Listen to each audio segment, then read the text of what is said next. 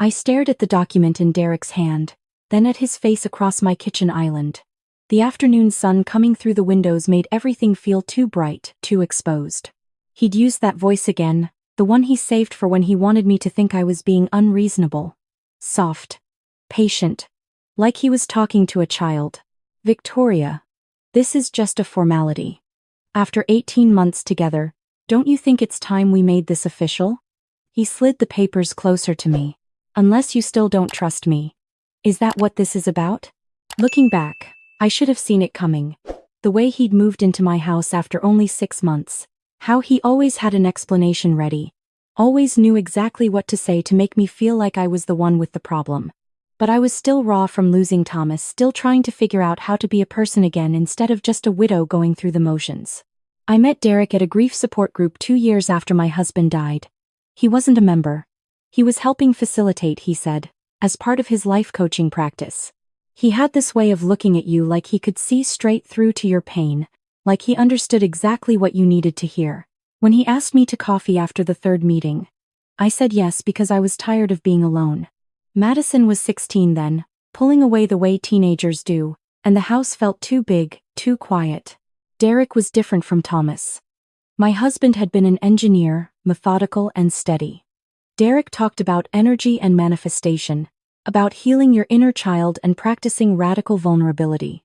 It felt like permission to stop being so controlled all the time, to let someone else make decisions for a while. He moved in gradually, a drawer here, some clothes there, until one day I realized he'd been living in my house for months and I couldn't remember actually asking him to. The red flags were there. I just didn't want to see them. He was always vague about his income. Said his coaching business was building momentum. I paid for his certification courses because he said it was an investment in our future. $15,000 for something called an Advanced Transformational Leadership Intensive. When I asked to see the curriculum, he said I was being controlling, that I needed to work on my trust issues. Madison hated him from the start. She'd look at him with this flat expression whenever he talked, like she was watching a bad actor in a school play. "Mom, he's performing," she told me once. "Everything he says sounds like he memorized it from a self-help book." I told her she was being difficult, that she just didn't want to see me with anyone who wasn't her father.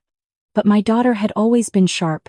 She saw things I missed because I didn't want to look. The beach house had been Thomas's dream. He'd worked 70-hour weeks for 15 years to buy it, a 3-bedroom place in Malibu with an ocean view from every window. When he died suddenly at 42 from an aneurysm, I inherited everything.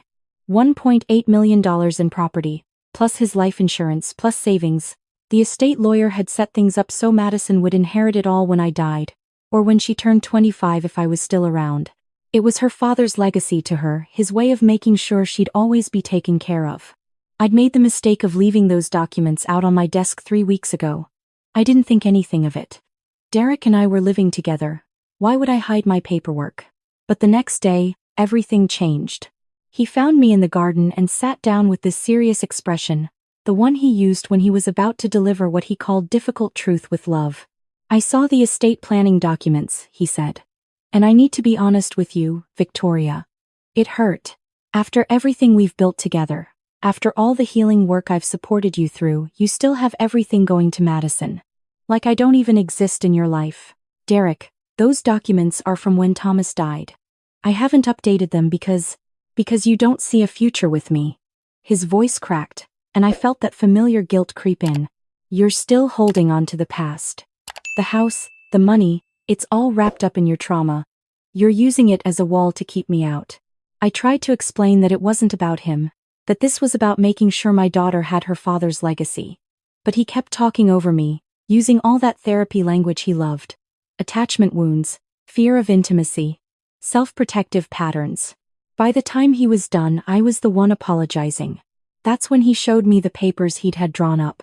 Joint ownership of the house, he explained. Equal partners. A show of commitment, of trust, of being ready to move forward together. "Think about what Thomas would want," Derek said, and my stomach turned over. "Would he want you to spend the rest of your life alone, afraid to really let someone in? Or would he want you to be happy?" I told him I needed time to think. He said, of course. Take all the time I needed, but his jaw was tight and he barely spoke to me for 3 days. The silent treatment wrapped in spiritual-sounding excuses about creating space for my process. Madison came to my room on the fourth night. She was holding her phone, and her face had that look she got when she was trying not to cry. "Mom, I need to show you something." She sat on the edge of my bed, the way she used to when she was little and had a nightmare. "Please don't be mad at me." But I went through Derek's phone. My first instinct was to lecture her about privacy, but something in her expression stopped me. She turned the screen toward me. Screenshots. Dozens of them. Text messages between Derek and someone named Isabel. Sweet, intimate messages. Plans to meet up. And then I saw the dates. They went back 4 years. He'd been with her the entire time he'd been with me. "Keep scrolling," Madison whispered. There was more. Messages where Derek complained about me, called me the widow project. Texts where he talked about my money, about how close he was to sealing the deal. A message from Isabel asking if I knew about her, and Derek responding, "She thinks I'm her life coach. She's paying me to help her process her grief. It's perfect, she actually thanks me for taking her money." I couldn't breathe. Madison put her arm around me while I scrolled through months of evidence that my entire relationship had been a transaction. That every vulnerable thing I'd shared, every moment I'd thought we were building something real, had been him running a con. "There's one more thing," Madison said quietly. She pulled up a browser history screenshot. Derek had been researching California property law for unmarried partners. Palimony cases. How long you had to live with someone before you could claim shared assets. I wanted to throw up. I wanted to scream. I wanted to march downstairs and throw every piece of his stuff out onto the street. But Madison grabbed my hand. "Mom, if you confront him now, he'll just deny it. Or he'll leave before we can protect you." She took a shaky breath, and I realized my 17-year-old daughter was thinking more clearly than I was. "We need to be smart about this. We need proof of what he's planning, and we need to protect the house first." She was right. I spent that whole night awake, staring at the ceiling, listening to Derek sleep soundly in the bed next to me. Every time he'd called me brave, or strong, or healing, had been a lie. Every time he'd accused me of having trust issues, he'd been the one I should have been afraid of. The next morning, I called Claire. She was Thomas's sister, a CPA with a sharp mind for money and zero tolerance for bullshit. When I told her everything, she was quiet for a long moment. "I never liked him," she finally said. "But I thought I was just being protective of you and Madison." "Jesus, Victoria. Okay, here's what we're going to do." She explained it in clear, simple terms. The house was mine, solely mine, because Thomas and I had owned it before he died and Derek had never been on the deed. Since Derek and I weren't married, he had no legal claim to it at all. But California had palimony laws. If we lived together long enough and he could prove he'd contributed to the household, he might be able to make a claim. The joint ownership papers he wanted me to sign would give him exactly that. "But here's the thing," Claire said. "You can put the house into an LLC without his knowledge or permission. It's your property. Once it's in the trust, even if he somehow got a judgment against you personally, the house would be protected." We spent 3 days setting it up. Hayes Family Trust LLC, with me and Madison as the only members. Claire handled all the paperwork through her firm. The house was transferred quietly, legally, irreversibly. Derek had no idea because he was too busy texting Isabel about his breakthrough with me. I knew I had to play this carefully. If Derek suspected I was onto him, he'd vanish. Or worse, he'd get aggressive. I'd seen enough true crime shows to know that financial desperation made people dangerous. So I did something I'd learned from him. I performed. I made an appointment with my therapist and came home talking about how she'd helped me see I was pushing Derek away. How I needed to practice trust, to take a leap of faith. Derek's whole face lit up. "I'm so proud of you," he said, pulling me into a hug. And I let him, even though my skin crawled. I told him I was ready to sign the papers. That I wanted to do it right, with a lawyer present to make it official. He loved that idea. Formality gave it weight, made it feel more real. Claire's law partner, David, agreed to play the role of my attorney. The signing was scheduled for a Friday afternoon at David's office downtown. Derek wore a suit, the expensive one I'd bought him for a conference that never actually existed. He kept touching my back, my shoulder, calling me babe in that proprietary way that used to make me feel wanted. Now it just made me want a shower. David's office was all mahogany and leather. the kind of place that made things feel important. He laid out the documents with this grave expression. "Mrs. Hayes, I want to make sure you understand what you're signing," he said. "This agreement makes Mr. Chen a 50% owner of the property located at 1247 Pacific Coast Highway. Do you enter into this agreement freely and without coercion?" I looked at Derek. He was smiling at me, that soft, encouraging smile I used to think meant he loved me. I thought about Madison, about Thomas, about that stupid $15,000 certification course. I thought about Isabel reading those texts where he called me a project. "I do," I said. And I signed. Derek signed next to me, his hand warm on my shoulder. He was practically vibrating with excitement. When it was done, David shook both our hands and said congratulations. Derek couldn't stop grinning on the drive home. That weekend, he started talking about renovations. About how we should update the kitchen, maybe add a deck. All the things he'd do to our house. I smiled and nodded and felt nothing but cold certainty that I'd done the right thing. Monday morning, I was at work when my phone rang. It was a number I didn't recognize. "Is this Victoria Hayes?" A man's voice, tight with panic. "Speaking. This is Robert Morrison. I'm Derek Chen's attorney. We need to talk. Did you recently sign any property documents with my client?" I let the pause stretch out. "I did." "Why?" Jesus Christ. He sounded like he wanted to put his fist through something. "Mrs. Hayes, do you understand what you did?" "I signed papers giving Derek ownership of my house." That's what he wanted. "No, Mrs. Hayes, you signed papers giving him ownership of a property you don't own anymore. The address on those documents is currently owned by Hayes Family Trust LLC, which you transferred the property to 2 weeks ago. Do you know what that means?" I sat down in my car, my hand shaking. Not from fear. From relief that it had worked. "What does it mean?"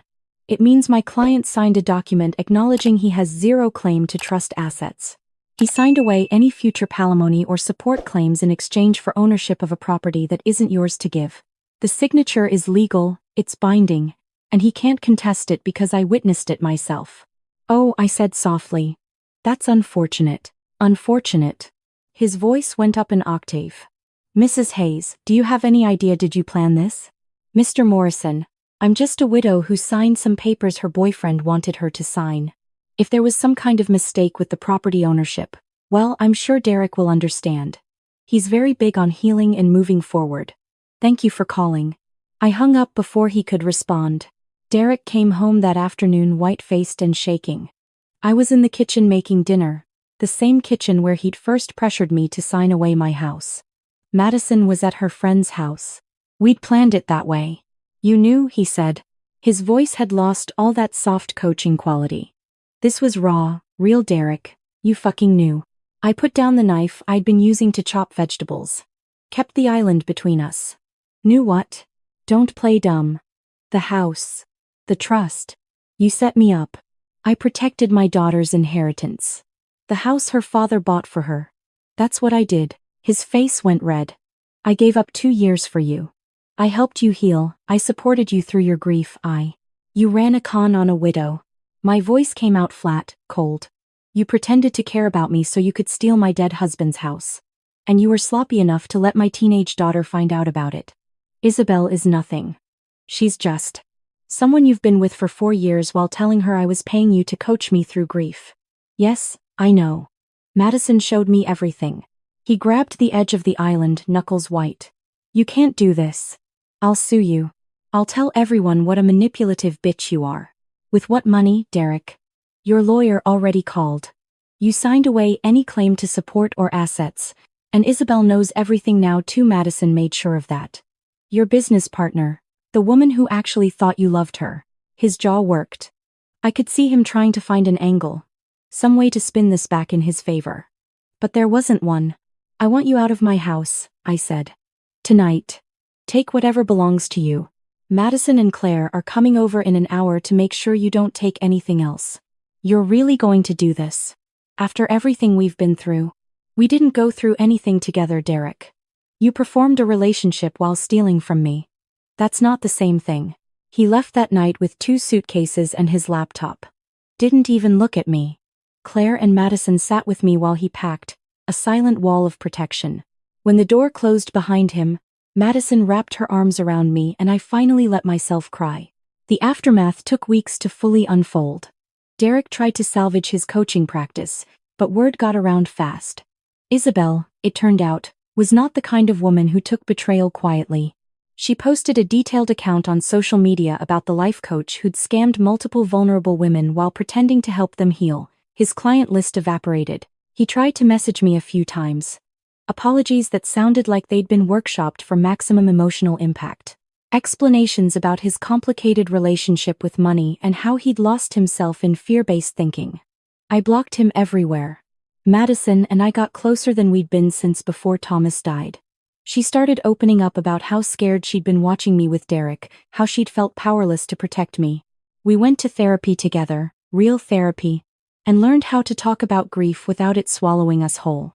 Claire helped me set up a legal support fund for people who'd experienced financial abuse in relationships. Not everyone had a CPA sister-in-law who knew how to protect assets. Not everyone had a daughter brave enough to go through her mom's boyfriend's phone. The fund offered free legal consultations and help with emergency asset protection. Derek's $15,000 for that fake certification course became our seed money. I learned things I should have known already. That real love doesn't use your pain against you. That someone who truly cares about your healing doesn't get angry when you set boundaries. That therapy language in the wrong hands is just manipulation with better vocabulary. 6 months later, I was having coffee with a friend when she mentioned she'd met someone at a wellness retreat. A life coach who'd really helped her see her patterns more clearly. "What's his name?" I asked, even though I already knew. She told me. Derek had moved to Arizona, rebranded himself, was working with women going through major life transitions. He had a new Instagram full of quotes about authentic living and rising from the ashes. I handed her my phone with Isabel's post still saved. Watched her face change as she read. "Some people collect trauma stories the way others collect wine," I told her. "They're not helping you heal. They're cataloging your vulnerabilities." She canceled her next session with him that afternoon. I still live in the beach house. Madison graduated high school and started college at UCLA, close enough to come home on weekends when she wants to. The ocean view from my bedroom window looks the same as it did when Thomas first showed me this place back when we were young and thought we had all the time in the world. Sometimes I think about what I would tell myself 2 years ago, standing in that grief support group parking lot when Derek first asked me to coffee. I'd say that loneliness is painful, but it's not fatal. That you don't have to fill the empty spaces so quickly that you stop checking what you're letting in. That your daughter's instincts matter. And when someone uses your dead husband's memory to manipulate you, that's not love, that's warfare. But mostly I tell myself what Claire said the night we set up the trust. Some people see pain and want to ease it. Others see pain and want to exploit it. The trick is learning which one you're dealing with before you give them the keys to your house. I learned that lesson the expensive way. But I learned it. And I kept my daughter's inheritance safe. Thomas would have been proud of that, I think. Not that I fell for a con artist, but that I was smart enough to beat him at his own game. The house stays in the trust now. When Madison inherits it someday, hopefully not for many years, it'll be clean. No Derek-shaped shadows in the corners. No documents signed under pressure. Just a beach house her father bought because he wanted his family to have something beautiful. That's worth more than any performance of healing Derek could have ever offered. That's real. That's mine. And no one's taking it away.